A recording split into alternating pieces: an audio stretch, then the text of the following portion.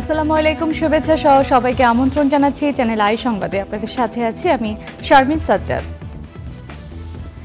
বিস্তারিত সংবাদের শুরুতেই জানিয়ে দিচ্ছি ফ্রেশ প্রিমিয়াম টি সংবাদ শিরোনামগুলো। নারী শিশুদের জনসম্পদে রূপান্তর অর্থায়নের জন্য আন্তর্জাতিক মহলকে আহ্বান, বাস্তুচ্যুত রোহিঙ্গা ও ফিলিস্তিনিদের স্বাস্থ্যসেবা নিশ্চিতে প্রধানমন্ত্রীর তাগিদ। জলবায়ু পরিবর্তন মোকাবেলায় যৌথভাবে কাজ করবে বাংলাদেশ ও যুক্তরাষ্ট্র, টেকসই উন্নয়নের সার্বিক সহায়তায় মার্কিন মন্ত্রীর প্রতিশ্রুতি। সচেতনতা কার্যকর উদ্যোগে টেকসই চামড়া খাতে অর্থনৈতিক সমৃদ্ধির প্রত্যাশা, পরিবেশ বান্ধব প্রযুক্তির বাধ্যবাধকতায় গুরুত্ব আরোপ। এবং টি-20 বিশ্বকাপ অভিযানে অংশ নিতে রাতে রওনা হচ্ছে বাংলাদেশ ক্রিকেট দল। দুপুরে গণমাধ্যমের মুখোমুখি হবেন টাইগার অধিনায়ক।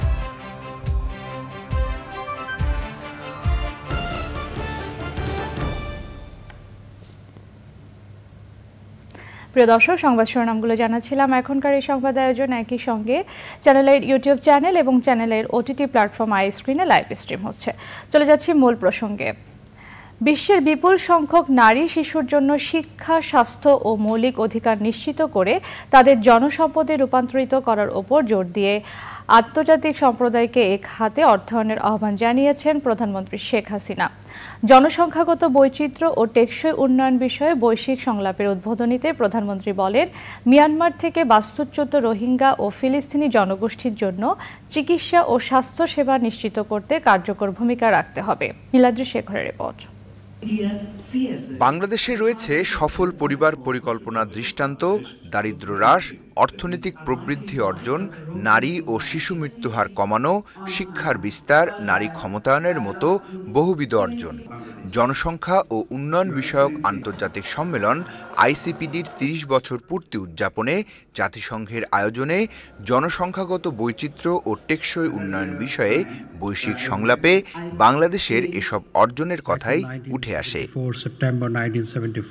দুদিনের সংলাপের উদ্বোধনীতে যোগ দিয়ে প্রধানমন্ত্রী তার সরকারের সময়ে নারী ও শিশুর উন্নয়নে নেওয়া পদক্ষেপগুলো তুলে ধরার পাশাপাশি নিপীড়িত জনগোষ্ঠীর দিকে দৃষ্টি দিতে আন্তর্জাতিক সম্প্রদায়ের প্রতি আহ্বান জানান।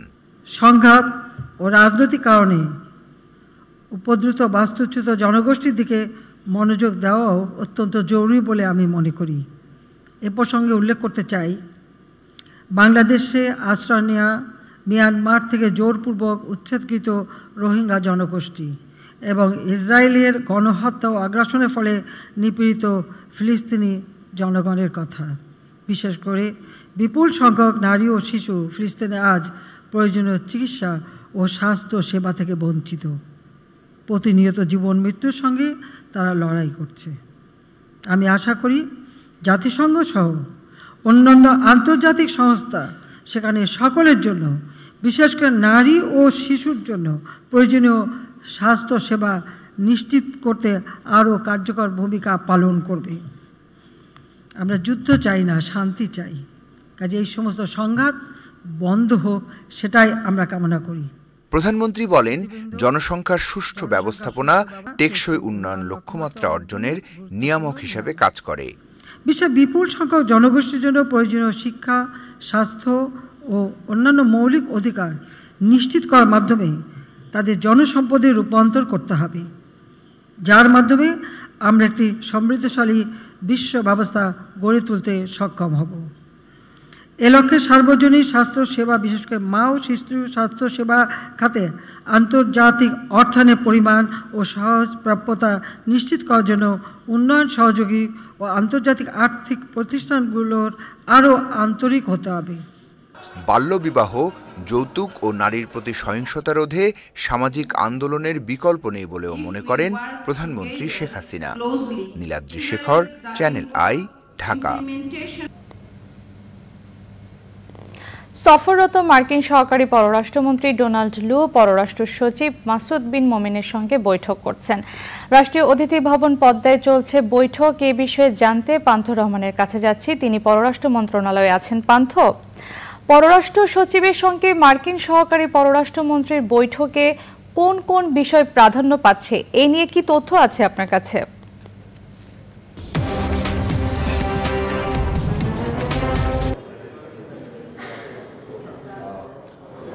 শারমিন, আপনি যেটি বলছেন এটি আসলে দ্বিপাক্ষিক বৈঠক, ফলে দ্বিপাক্ষিক বৈঠকে শেষ না হওয়া পর্যন্ত এবং সেই দ্বিপাক্ষিক বৈঠকটি শেষে তারা নিজেরা এসে মুখ খোলা না পর্যন্ত আসলে এই বৈঠকের বিষয়াদি নিয়ে আগে ভাগে কিছু বলে ফেলা একটু কঠিন। কিন্তু এই গতকালকে যেহেতু তিনি এসেছেন ডোনাল্ড লু 3 দিনের সফরে, গতকালকেও তিনি যে বিষয়গুলো নিয়ে কথা বলেছেন মাননীয় প্রধানমন্ত্রীর বিনিয়োগ উপদেষ্টা সালমান এফ রহমানের নৈশভোজে, সেই বিষয়টি হচ্ছে সেখানে বলা হয়েছিল যে বাংলাদেশ এবং যুক্তরাষ্ট্রের মধ্যে যে সম্পর্ক, সেই সম্পর্কটিকে আরও বেগবান, আরও ভালো করার প্রত্যয় ব্যক্ত করেছেন ডোনাল্ড লু। এই কথাগুলোর সাথে সাথে বাংলাদেশের সঙ্গে দুই দেশের অর্থাৎ যুক্তরাষ্ট্র এবং বাংলাদেশের যে বাণিজ্যিক সম্পর্ক, যে রাজনৈতিক সম্পর্ক, যে কূটনৈতিক সম্পর্ক, সেই সম্পর্ক আরও বৃদ্ধি করা এবং সেই সম্পর্কটা আরেকটু ভালো করা, সুচারু করার সেই বিষয়গুলো নিয়ে আলোচনা হওয়ার কথা রয়েছে এই আজকের এই আনুষ্ঠানিক বৈঠক, অর্থাৎ পররাষ্ট্র সচিব মাসুদ বিন মোমেনের সঙ্গে যে বৈঠকটি, সেই বৈঠকটিতে। যদিও আমরা এখনই তার পুরো ফলাফল জানাতে পারছি না, কারণ তারা যখন বৈঠকটি শেষ করে আমাদের সামনে বলবেন তখনই নিশ্চয়ই নিশ্চিত করে আপনাদের জানাতে পারবো, আপনার মাধ্যমে দর্শকদের জানাতে পারবো যে কী বিষয়ে আলোচনা হয়েছে। তবে আজ সকালে অর্থাৎ দ্বিতীয় দিন ডোনাল্ড লু সকালে গিয়েছিলেন বন এবং পরিবেশ মন্ত্রী তার সঙ্গে সৌজন্য সাক্ষাৎ করতে, এবং সেখানে কিন্তু বাংলাদেশের জলবায়ু পরিবর্তনের কারণে বাংলাদেশ যে একদম ক্ষতিগ্রস্ত দেশ, এবং সেই ক্ষতিগ্রস্ত দেশের যে জন্য যা যা প্রয়োজন ক্ষতি মেটানো বা ক্ষতি কম করার জন্য অর্থাৎ অভিযোজনের জন্য, সেই বিষয়গুলো নিয়ে কিন্তু আলোচনা হয়েছে। এবং বাংলাদেশের জলবায়ু পরিবর্তনের ক্ষতির পরিমাণ কমাতে যুক্তরাষ্ট্র বাংলাদেশের পাশে থাকার অঙ্গীকার ব্যক্ত করেছেন, এবং একই সঙ্গে বাংলাদেশের সঙ্গে ভবিষ্যতে এই বিষয়ে কাজ করার অঙ্গীকার ব্যক্ত করেছেন। একই সঙ্গে বাংলাদেশ যে প্রায় 10 লাখের বেশি রোহিঙ্গা বাংলাদেশে আশ্রয় দিয়েছে, সেই রোহিঙ্গাদের প্রত্যাবাসনে বাংলাদেশের পক্ষ থেকে তাদের সহযোগিতা চাওয়া হয়েছে, যেন মিয়ানমারের উপর চাপ প্রয়োগ করা হয়, যেন রোহিঙ্গা প্রত্যাবাসন ত্বরান্বিত হয়, সেই বিষয়টি নিয়ে আলোচনা হয়েছে এবং আলোচনা হওয়ার কথা রয়েছে এই সচিব পর্যায়ের বৈঠকেও, যতটুকু আমরা জানতে পেরেছি। আপনি জানেন কিছুক্ষণ পরেই পররাষ্ট্র মন্ত্রীর সঙ্গে তার সৌজন্য সাক্ষাৎ করার কথা রয়েছে, এই জন্য আমরা এই মুহূর্তে পররাষ্ট্র মন্ত্রণালয়ে রয়েছি, এবং তারপরে আশা করছি ডোনাল্ড লু এবং আমাদের পররাষ্ট্রমন্ত্রী অথবা পররাষ্ট্র সচিব কেউ একজন কথা বলবেন। আমরা সেই প্রতীক্ষা থাকছে। আপাতত পরবর্তী বুলেটিনে সম্ভবত এই আলোচনার বিস্তারিত জানানো সম্ভব হবে। শারমিন, পান্থ, ধন্যবাদ আপনাকে আমাদের সাথে যুক্ত হওয়ার জন্য। জলবায়ুর নেতিবাচক পরিবর্তন মোকাবেলায় যৌথভাবে কাজ করবে বাংলাদেশ ও যুক্তরাষ্ট্র। স্মার্ট কৃষি, অভিযোজনে অর্থায়ন ও প্রযুক্তি বিনিময় সহ টেকসই উন্নয়নে সার্বিক সহায়তা দেওয়ার প্রতিশ্রুতি দিয়েছেন মার্কিন সহকারী পররাষ্ট্রমন্ত্রী ডোনাল্ড লু। পরিবেশ, বন ও জলবায়ু পরিবর্তন বিষয়ক মন্ত্রীর সঙ্গে তার বৈঠকে এসব বিষয়ে আলোচনা হয়েছে। রফিকুল বাশারের রিপোর্ট। বাংলাদেশ সফরের দ্বিতীয় দিনে মার্কিন সহকারী পররাষ্ট্রমন্ত্রী ডোনাল্ড লু জলবায়ু মোকাবেলায় বাংলাদেশের সাথে একযোগে কাজ করার প্রতিশ্রুতি দিয়েছেন। সচিবালয়ে পরিবেশ, বন ও জলবায়ু পরিবর্তন মন্ত্রীর সঙ্গে তার দীর্ঘ বৈঠকে জলবায়ু পরিবর্তন মোকাবেলায় বিভিন্ন দিক নিয়ে আলোচনা হয়। ফলপ্রসূ আলোচনা হয়েছে বলে বৈঠক শেষে জানান ডোনাল্ড লু।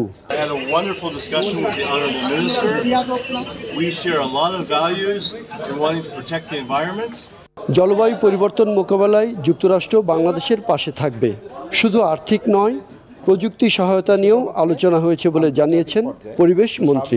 একটা দেশের সাথে যদি আমাদের সুসম্পর্ক থাকে, তখন সেই আন্তর্জাতিক পর্যায়ে আমাদের দুই দেশের একটা অ্যালাইনমেন্ট হয় যে আমরা দুইজন ঠিক আছে, ওখানে হয়তো 10টা ইস্যু আছে, 10টার মধ্যে আমরা বলতে পারি এই 3টা ইস্যুতে আমরা একসাথে কাজ করব, সেটাই সাধারণত হয়ে থাকে। সেই আলোচনাটা ভিন্ন। আজকে আমরা যে আলোচনা করেছি সেটা হচ্ছে বাইল্যাটারাল, আমাদের দুই দেশের মধ্যে কি হবে। হিমালয় পর্বতে সেখানে যদি বরফ গলে, ওই পানিটা বাংলাদেশের কবের মধ্যে এসে পৌঁছাবে, বা আমার সমুদ্র পৃষ্ঠের উচ্চতা কি হচ্ছে, বা বন কোন জায়গায় উজাড় হচ্ছে, আমাদের মৌলিক যে জায়গাগুলো আছে যেগুলো আমি মনে করি অভিন্ন, সেগুলো নিয়ে আমরা আলোচনা করেছি। সামনের দিকে কিভাবে আমাদের সম্পর্কটাকে আরও সুদৃঢ় করব, সেটা নিয়েই কিন্তু মূলত আলোচনা।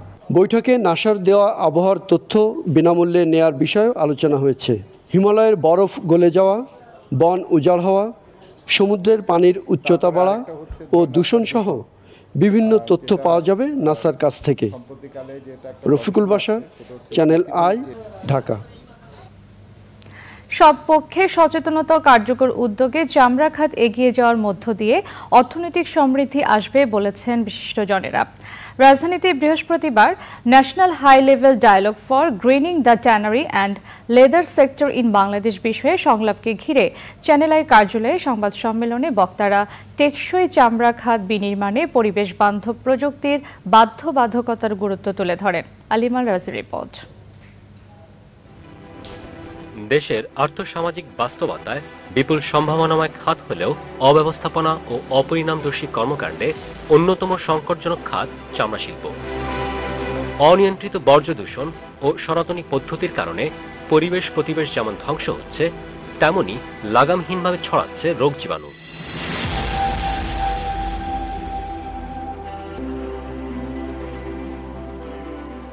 এমন বাস্তবতায় এই শিল্পের মালিক, শ্রমিক ও নীতি নির্ধারক সহ অংশীজনদের নিয়ে সমন্বিত উদ্যোগের অংশ হিসাবে রাজধানীর বঙ্গবন্ধু আন্তর্জাতিক সম্মেলন কেন্দ্রে বৃহস্পতিবার শুরু হচ্ছে জাতীয় পর্যায়ের সংলাপ।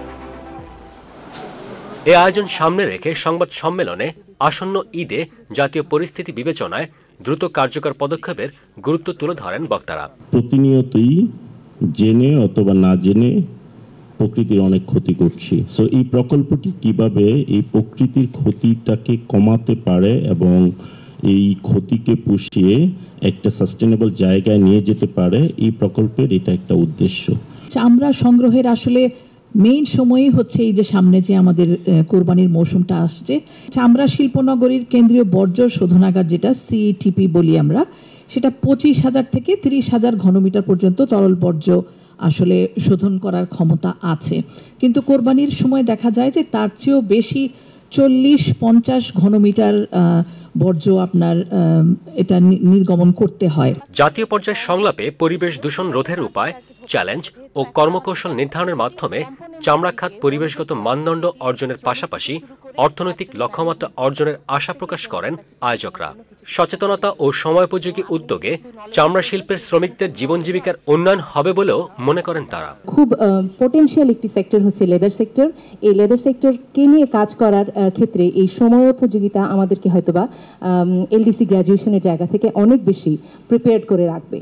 এই প্রজেক্টের মধ্যেই যে কমিটমেন্টগুলো রয়েছে তার মধ্যে একটি বড় কমিটমেন্ট হলো এলডব্লিউজি সার্টিফিকেশনের জায়গা থেকে আমরা যাতে অন্তত 5 থেকে 10টি ফ্যাক্টরিকে আমরা উপযুক্ত ক্যাপাসিটি দিয়ে এই প্রজেক্টের মধ্যে তৈরি করে নিতে পারি। ট্যানারির শিল্পে যে দুরবস্থার একটি বড় কারণ হচ্ছে এই যে বর্জ্য এবং এই পরিবেশ দূষণ। তো এইখানে যে সম্ভাবনাময় এই যে শিল্পটা কিন্তু সেভাবে এগোতে পারে নাই। এখানে অনেক ধরনের সমস্যা, যেমন স্বাস্থ্যগত সমস্যাও আছে। শ্রমিকরা যারা কাজ করেন এখানে, আপনারা এটাকে যত বেশি তুলে ধরবেন আপনাদের পত্রিকা এবং টেলিভিশন মিডিয়া এবং অন্যান্য মিডিয়াতে, তত কিন্তু মানুষ সচেতন হবে এবং এই সেক্টরে যারা কাজ করছেন তারাও কিন্তু সচেতন হবে। লেদার সেক্টর গ্রিন কিন্তু করার একটা ব্যাপার লেদার সেক্টরকে, এবং সেখানে ট্যানারি এবং লেদারের যে প্রোডাক্ট সব কিছু মিলিয়ে এখানে কিন্তু একটা বিশাল কর্মযজ্ঞ, এবং সেই বিশাল কর্মযজ্ঞকে কিন্তু যদি সুষ্ঠুভাবে আমরা এগিয়ে নিতে পারি তাহলে কিন্তু আমাদের দেশের অর্থনীতি কিন্তু অনেক অনেক সবল হবে, এবং সেটা যাতে সফল হয় সেটা আমরা সবাই মিলে যখন হাত দিব তখনই কিন্তু সম্ভব সেটা। ইউরোপীয় ইউনিয়নের অর্থায়ন ও সলিডার সুইসের তত্ত্বাবধানে আয়োজনের সহযোগী ওশি ফাউন্ডেশন এবং প্রকৃতি ও জীবন ফাউন্ডেশন। আলিমাল রাজি, চ্যানেল আই, ঢাকা। চূড়ান্ত দল ঘোষণার পর টি-20 বিশ্বকাপ অভিযান শুরু করছে বাংলাদেশ। মধ্যরাতে যুক্তরাষ্ট্রের উদ্দেশ্যে দেশ ছাড়বে বাংলাদেশ ক্রিকেট দল। জুনে যুক্তরাষ্ট্র ও ওয়েস্ট ইন্ডিজের টি-20 বিশ্বকাপ শুরুর আগে যুক্তরাষ্ট্র দলের বিপক্ষে বাংলাদেশ 3 ম্যাচের টি-20 সিরিজ খেলবে। 21শে মে শুরু হবে সিরিজ। দেশ ছাড়ার দিন নাজমুল হোসেন শান্ত ও তার দল ব্যস্ত সময় পার করছেন। সকালে মিরপুরের হোম অব ক্রিকেটের টিম টাইগার্স অনুশীলন করেছে। দলের অধিকাংশ ক্রিকেটারই ছিলেন প্রস্তুতির সেই পর্বে। দুপুরে আনুষ্ঠানিক ফটো সেশনে যোগ দেওয়ার পর অধিনায়ক নাজমুল হোসেন শান্ত গণমাধ্যমের মুখোমুখি হয়ে দলের লক্ষ্যের কথা জানাবেন। বিসিবি সভাপতির সাথে হোম অফ ক্রিকেটে মধ্যাহ্নভোজে অংশ নেবেন শান্ত ও তার সঙ্গীরা। এরপর বিশ্বকাপের অন্যতম আয়োজক যুক্তরাষ্ট্রের ঢাকা দূতাবাসের আয়োজনে এক কর্মসূচিতে অংশ নেবে বাংলাদেশ দল।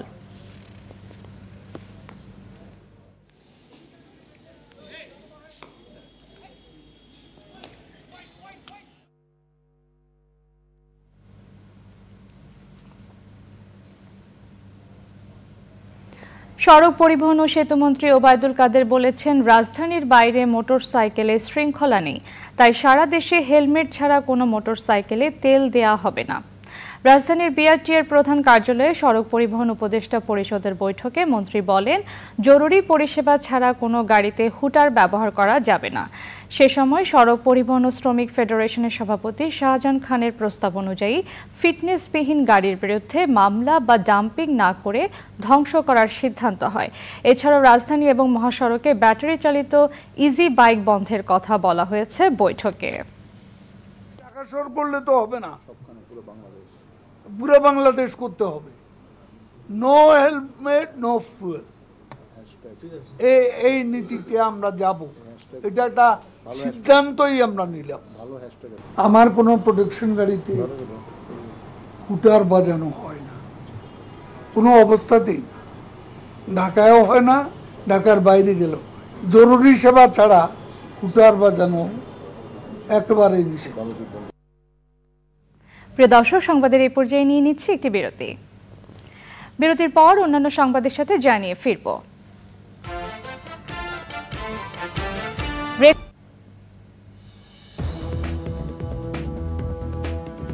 স্বাগত আরও একবার চ্যানেল আই সংবাদে। মুদ্রাস্ফীতি নিয়ন্ত্রণের জন্য আগামী বাজেটে সংকোচনমূলক মুদ্রানীতি গ্রহণ করার পাশাপাশি নিম্ন আয়ের মানুষের জন্য সুরক্ষার ব্যবস্থা করা না হলে গণ অসন্তোষ ঠেকানো যাবে না বলে মন্তব্য করেন অর্থনীতিবিদ অধ্যাপক এম আকাশ। রাজধানীতে সিপিবির আয়োজনে বাজেট ও গণমানুষের ভাবনা বিষয়ে গণসংলাপে মূল প্রবন্ধ উপস্থাপন করেন তিনি। আলোচনায় ঢাকা বিশ্ববিদ্যালয়ের আরেক অধ্যাপক রাশেদ আল তিতুমির বলেন, মানুষ সঞ্চয় ভেঙে ব্যয় মেটাচ্ছে এবং সরকার রিজার্ভ থেকে খরচ করছে। কেন্দ্রীয় ব্যাংকের সাবেক গভর্নর ডক্টর ফরাস উদ্দিনের প্রকাশিতব্য বইয়ের উদ্ধৃতি দিয়ে এম আকাশ বলেন, ঋণ খেলাপি ও টাকা পাচারকারীদের কর ও আইনের আওতায় আনা না গেলে ব্যয় সংকোচন করা যাবে না। বিদেশি অর্থ পাচারের সিংহভাগই মোহাম্মদ ফরাসউদ্দিন বলছেন, সিংহভাগই শতকরা 90% ঘটছে ব্যাংকিং চ্যানেলে। শুধু 2022-23 অর্থ বছরে ফিনান্সিয়াল ইন্টেলিজেন্স ইউনিট BIFU, এটা বাংলাদেশ ব্যাংকের একটা ইউনিট, তাদের হিসাবে 14,106টি সন্দেহজনক লেনদেনের তথ্য মিলেছে, যা আগের বছরের তুলনায় শতকরা 65% বেশি। জলবায়ু অভিযোজনে ইস্টার্ন ব্যাংক পিএলসির সাথে একসাথে কাজ করবে মার্কিন স্টেট ডিপার্টমেন্ট। এই নিয়ে EBL climate change adaptation award চালু করা নিয়ে মার্কিন ডিপার্টমেন্ট অব স্টেটের সঙ্গে পার্টনারশিপ চুক্তি সই হয়েছে। মধ্য ও দক্ষিণ এশিয়া বিষয়ক মার্কিন assistant secretary of state Donald লু জানিয়েছেন, জলবায়ু পরিবর্তন মোকাবেলায় কার্যক্রম এগিয়ে নিতে কাজ করবে তারা। আলিমাল রাজির আরও একটি রিপোর্ট। জলবায়ু পরিবর্তনে অভিযোজন, সহনশীলতা এবং প্রশমন সম্পর্কে জনসচেতনতা বৃদ্ধিতে EBL climate change adaptation award চালু হয় গত ফেব্রুয়ারিতে।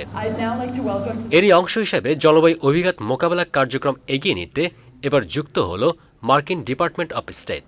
The idea of the award is that we will honor individuals or corporations or NGOs who are doing exceptional work in that field in Bangladesh on climate change adaptation.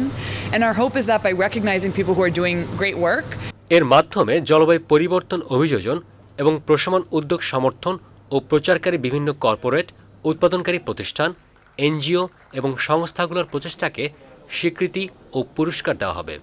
This strategic partnership with the United States will be a great scope for us to learn international best practices in climate change crisis understanding and in financing projects. And this award particularly will initiate awareness on the environment and social issues. It is wonderful to be part of an event that celebrates how government and the private sector can try to be the answer, who are working right now here in Bangladesh to come up with innovative solutions to the climate crisis. এমন উদ্যোগে নবায়নযোগ্য জ্বালানি, জল সংরক্ষণ, টেকসই কৃষি, urban resilience, জীববৈচিত্র্য সুরক্ষা ও দুর্যোগ ব্যবস্থাপনায় আরও গতিশীলতা আসবে বলছেন সংশ্লিষ্টরা। আলিমাল রোজি, চ্যানেল আই, ঢাকা। এখন দেখবেন নিটল টাটা কৃষি সংবাদ।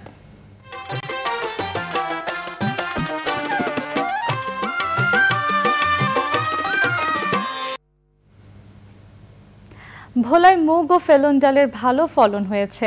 ডাল তোলা, শুকানো ও বীজ সংরক্ষণের কাজ করছেন কৃষক। অনুকূল আবহাওয়া ও পোকার আক্রমণ না হওয়ায় ডাল আবাদ করে বড় ধরনের সমস্যায় পড়তে হয়নি কৃষককে। কৃষি বিভাগ বলছে, ভালো জাতের বীজ পাওয়া গেলে দেশের ডাল উৎপাদনে ভোলা বড় ভূমিকা রাখতে পারবে। ভোলা থেকে হারুনুর রশিদের পাঠানো তথ্য ভিডিও চিত্রে সুদীপ্তা মাহমুদের রিপোর্ট। ভোলা সদর, দৌলত খান, বোরহানউদ্দিন, লালমোহন, তজুমউদ্দিন, চরফ্যাশন ও মনপুরা সহ ৭ উপজেলায় এবার ১৯,৫০০ হেক্টর জমিতে ডাল জাতীয় ফসল আবাদ হয়েছে। এর মধ্যে মুগ ১৫,৫০০ হেক্টর জমিতে এবং ফেলন ডাল ৫,০০০ হেক্টরে আবাদ করা হয়েছে। দিনে দিনে এ অঞ্চলে ডালের আবাদ বাড়ছে। প্রতি হেক্টর জমিতে ডালের ফলন পাওয়া গেছে ২.২ মেট্রিক টন। আমার সংস্থার মধ্যে বীজ দিছে, সেই বীজে ভালো হয়। আমি এবারকার মতো কোনো ফসল পাই নাই। এই ডাইল অনেক বছর পর্যন্ত করি, এই ডাইল ফলন কোনো বছর এরকম মতো পাই নাই। হ্যাঁ, আমি ৪,০০০ টাকা বিক্রি করি, ইনশাল্লাহ আমি এই ডাইলে করবো। ৩২ অংশ আলে দিলে আমার ফলন ভালোই ধরছে। ধরার পর আমি ২ তোলা দিছি, দেওয়ার পর আমি ডালটা বেচছি, বালাই টাকা পাইছি। কৃষি বিভাগের পাশাপাশি পল্লী কর্ম সহায়ক ফাউন্ডেশন, পিকেএসএফ এর কৃষি ইউনিটের আওতায় গ্রামীণ জন উন্নয়ন সংস্থা কৃষকদের কারিগরি সহায়তা দিয়েছে। এই জেলাতে ডাল একটি সম্ভাবনাময় ফসল। কৃষক ইতিমধ্যে মুগ ডাল এবং ফেলন হারভেস্ট করা শুরু করেছে। বাজারে তারা ভালো দামও পাচ্ছে। ভবিষ্যতে আধুনিক জাত পাওয়া গেলে এই জেলাতে উত্তর এর আয়তন বৃদ্ধি পাবে বলে আমি মনে করি এবং স্থানীয় চাহিদা মিটিয়ে দিতেছে অন্যান্য জেলাতেও ডাল রপ্তানি করতে পারবে। কৃষি বিভাগ কৃষককে প্রশিক্ষণ, বিনামূল্যে বিনামুগ ৮ জাতের ভিত্তিবীজ বিতরণ এবং বীজ সংরক্ষণের উপকরণ বিতরণ করেছে। Sudipta Mahmud, channel I. এবার থাকছে প্রকৃতি সংবাদ।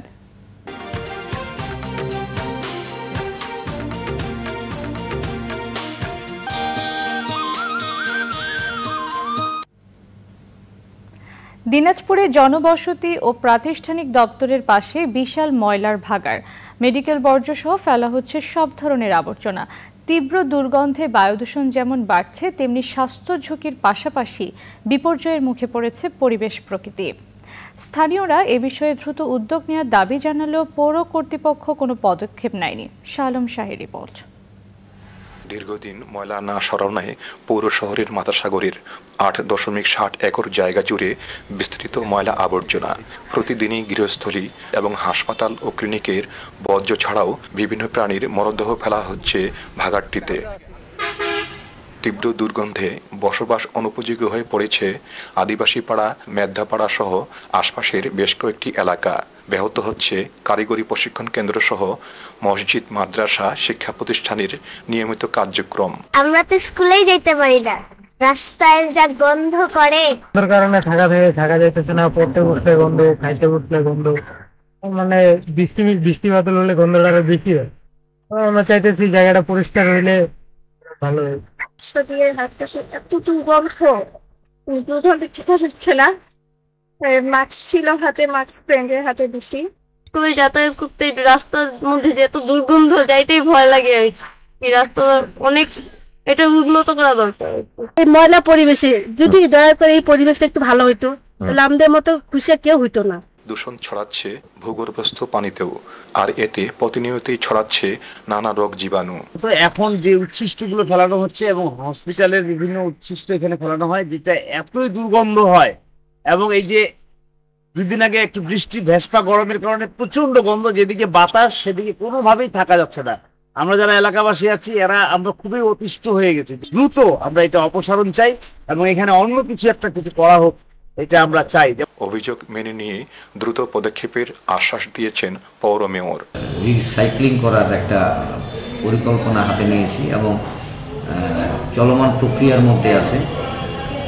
ইনশাল্লাহ ওই রিসাইক্লিং করার এই প্রজেক্ট আমরা হাতে পেলে এই আবর্জনার যে দুরবস্থা এখান থেকে কিছুটা হলেও আমরা লাঘব করতে পারবো বলে মনে করি।